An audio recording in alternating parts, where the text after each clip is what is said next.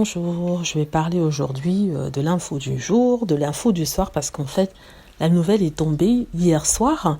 Une nouvelle, hier soir en Europe, aux États-Unis, c'était l'après-midi. Une nouvelle qui dit que le couple milliardaire Bill Gates et Melinda, sa femme, se séparent. Ils se séparent après 27 ans de mariage. 27 ans, c'est long. Donc là, c'est quelque chose qui est incroyable, qu'après 27 longues années comme ça, à travailler ensemble, à créer une fortune, à créer une famille, ils ont 3 enfants, ils se séparent. C'est la fin en fait, d'une famille régnante dans la finance, dans la technologie, aux États-Unis aussi, régnante sur le circuit caritatif. Et c'est une nouvelle qui a choqué plus d'un. C'est une nouvelle qui a étonné parce qu'on ne s'attendait pas à ce que Bill et Melinda, qui ont travaillé ensemble, qui se les connaissent en fait depuis et qui ont créé cette compagnie. C'est lui qui a créé. Ils ont créé des œuvres de charité, un cirque caritatif assez incroyable qui finance divers projets dans le monde pour éradiquer certaines maladies à coup de vaccins et tout ça. Même si c'est un peu controversé, ce que les deux sont en train de faire. En tout cas, ça a surpris le monde entier. Surpris, comme je vous l'ai dit, parce qu'ils étaient connus, c'était le couple parfait, le milliardaire qui est avec sa femme depuis longtemps, d'un certain âge, le milliardaire qui va à contre-courant des autres milliardaires qui sont avec des petites jeunettes. Et c'est pour ça que ça a surpris. Au-delà de ça, pourquoi ça fascine? Ça fascine parce que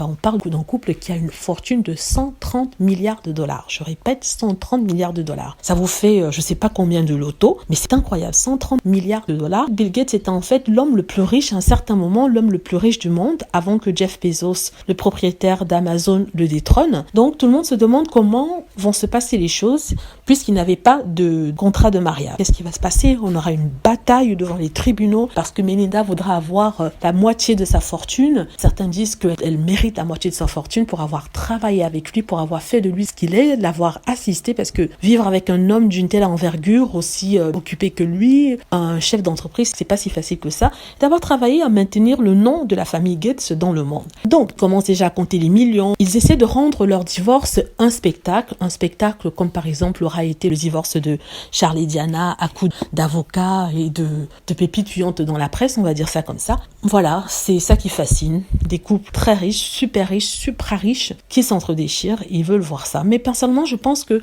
ce couple ne le fera pas. Je crois que au-delà du divorce, il y a quand même une certaine amitié entre eux. Ils ont 3 enfants et peut-être qu'ils penseront à ces enfants-là, garderont à cause de ces enfants des liens imbrisables. Donc je crois qu'ils vont peut-être être un peu plus raisonnables et régler ça à l'amiable, même si souvent quand il s'agit d'argent, de finances, les gens peuvent facilement devenir des ennemis.